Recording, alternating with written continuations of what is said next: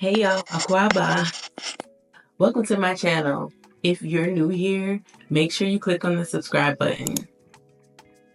If you like this video, please be sure to share it with a loved one or anyone you know that may be traveling to Ghana soon. Today we're going to talk about some essential items to take with you on your trip. This is a great list for solo travelers, especially women. However, I do think this list could be useful to anyone that may be visiting. First things first, you will not be allowed entry without a yellow fever shot. It is required. The yellow fever shot can take anywhere from 10 to 30 days to be effective. Usually it's effective in most people within 10 days. I went to Ghana on the 24th of the month and I got my shot on the 1st. So I'd say allowed about 2 weeks for it to be effective. Also, please be mindful of certain companies offering yellow fever shots for astronomical prices. I encountered a travel company that offered various vaccinations. Yellow fever was like over $1,000. Rabies shots was over $1,000, and they were selling the shots in packages. I had enough good sense to do some research and realize you could just get these shots from like CVS or Walgreens. You can go to like the Minute Clinic and pay much less. I also recommend getting some type of treatment for malaria.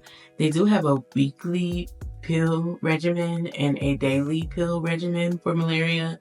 I took the weekly. I was not interested in taking the pill every day.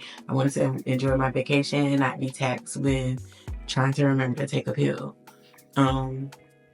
What you want to be mindful of though is making sure that you go and get treatment, like your medication, in enough time prior to your departure.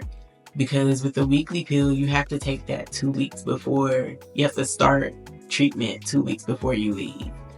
And I'm pretty sure you have to start the daily pill the same way as well. So you definitely just want to make sure you acquire your medication before you leave. I could probably do an entire video on vaccinations before travel. There's more information to share about what to take, why you should probably consider taking it, what the dosages look like, and what you can pair together. Since we're talking about preventative medication, we can jump right into my second suggestion. And just keep in mind, these are all suggestions based on my personal experience and what I took and what I thought was helpful when I traveled to Ghana. Now, I took a medicine bag full of like first aid items and familiar medications. My thought process was that I wanted to have quick access to medications that I was familiar with. I felt like I was entering unfamiliar territory, and I just wanted to be able to, if something happened, I wanted to be able to have quick access to items or things that I'm used to using that I felt like would be helpful. For example, Imodium AD, Pepto-Bismol tablets, like painkillers, you know, your typical over-the-counter Advil, Tylenol, things you feel like you may need. And again, a first aid kit may come in handy. There are pharmacies everywhere, but you know, they may not actually carry the same name brand that you're used to. You know, you already know what you're used to. You already know what works for you. So just taking a small sample size of those items I found was very helpful. And trust me, that Pepto-Bismol came in handy for me. Another suggestion, and it was suggested to me, it was a great suggestion, is if you are able, if you have the space in the room, if you get extra check-on items, I would check a empty bag or one that's close to empty so that you can carry back souvenirs and authentic goods back with you home for you or for your friends and family members. Trust me, there are souvenir shops and craft shops everywhere in Ghana, like anywhere that's like tourist centered. And they are really big on handcrafted, creative items, like authentic, beautiful pieces. And yeah, if you don't want to take stuff back for anyone else, take the bag for yourself. Trust me. Another item you should definitely consider taking, especially if you're going for Daddy December, you're going to be out and about in the heat. Ghana's heat can be intense. I would recommend taking a fan with you. Taking a fan is vital Ghana's power can be very unstable, and so this will actually give you air when the power is out. It can be in and out. I experienced that quite a bit while I was there. Although it didn't take much time for it to come back on, it is helpful for you to have this, so that you're not, inside somewhere without power and hot. The fan can be very helpful. Here's actually a clip of me using the fan in Ghana. One of the times where like the power didn't come right back on. It was out for a couple of hours. And you can get these fans from Amazon. They also have some that actually squirt water. Mine isn't like that, but trust me, you want a fan. Also, you may want to consider taking like a battery operated light, just like the one that you may have seen in the clip. My fan also has a light. If you press and hold this down, I think this fan was like $12, y'all. Man. And even when the fan dies, if the light still works for a while. So that's helpful. You may also need it if you're out for Dirty December or wherever you're going for. You're out and about and it's nighttime. You may need to see your keys, or you may go, see something. Like the light is really helpful. It can be helpful for you in your Airbnb or your hotel. I'd also recommend taking like a book or something with you so you're not killing your phone battery trying to entertain yourself during these power outages. I would also recommend you take sunblock or sunscreen, SPF 30 or higher. Just don't be like me. I'm still scarred. My expensive sunblock was taken by TSA because I packed it in my carry-on by mistake instead of putting it in my check bag. So don't be like me. Also, when I went to Ghana, I knew I was going to be doing a lot of sightseeing and touring, and I knew I wanted to capture the moments. So I made sure I took power banks.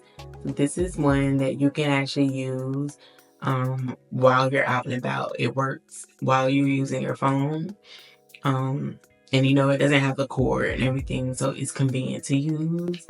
And I also had this one. So I would recommend taking as many as possible and trying your best to keep them fully charged at all times as you can. Also, this helps if the power is out.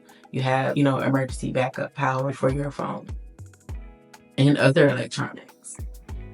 Also, I promise I'm not trying to plug this fan, but it is useful. Like, my fan also has an external USB where you can plug a cord into either one of these. It's a mini USB and a regular USB. You can use these to charge the fan, but you can also use this to charge devices as well. Anything that is compatible with USBs. So it's an all-in-one charger, light, and fan. And it has this little arm thing for you, if you're forgetful like me, you'll have it all the time. Speaking of electronics, that brings me to my next point.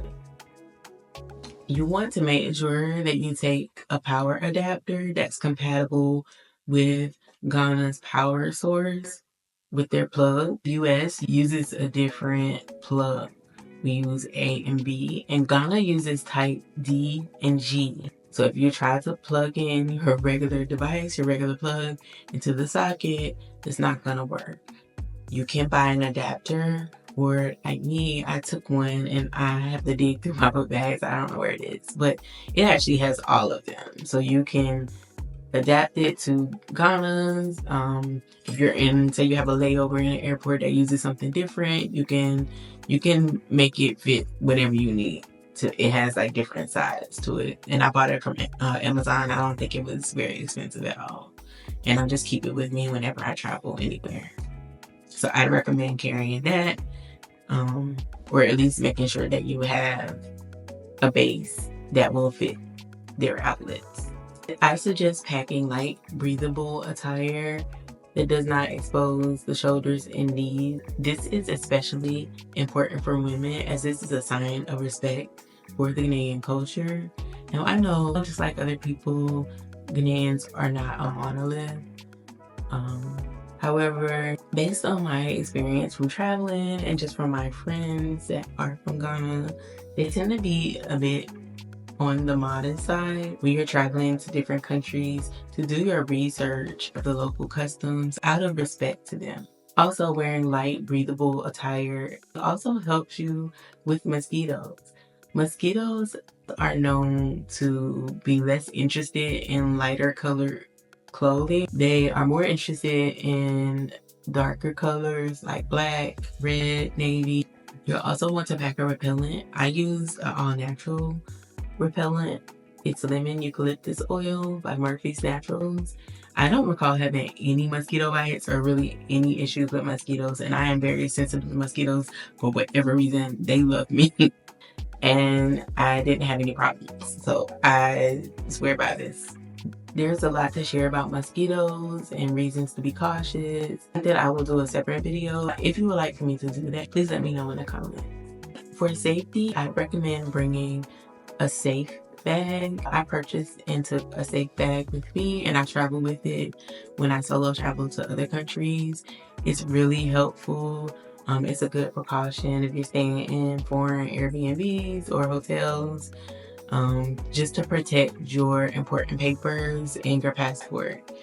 The bag that I took is fire safe, so if there's a fire or flood, or people are coming in your room, it protects it. Like there is a code on it, kind of like a lockbox code. And if you set the code, only you can get in. And again, it also protects it from the elements. Another thing you want to consider if you're traveling solo, especially for women, most people should know about this already. There are deadbolts that you can take with you to add an extra level of security to your hotel door or your Airbnb door. You can also buy a stopper. It does two things. It stops the door from the inside and no one can get in. And if you put battery in it, it will make a noise just to put people on high alert.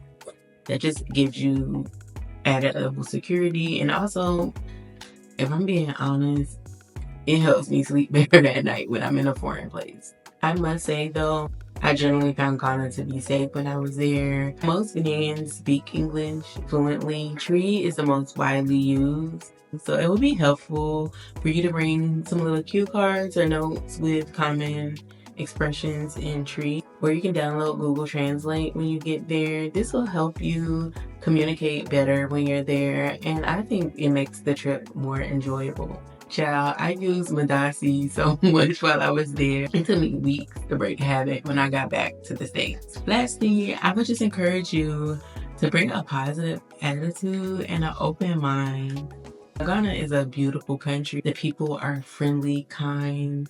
Like, I did not want to leave. The people there were nice from the time that I stepped foot in Ghana to the time that I left. Everybody was so nice. Everybody was so accommodating. And I felt like I was home. Like it was home away from home. Overall, my experience in Ghana was amazing. And I know you're going to have a great time too. Thank you for tuning in. And don't forget to subscribe to my channel. Please tune in for more videos like this. I will be sharing vlogs. I'll be sharing travel advice and tips. Thanks for tuning in. Bye. Madasi, thank you.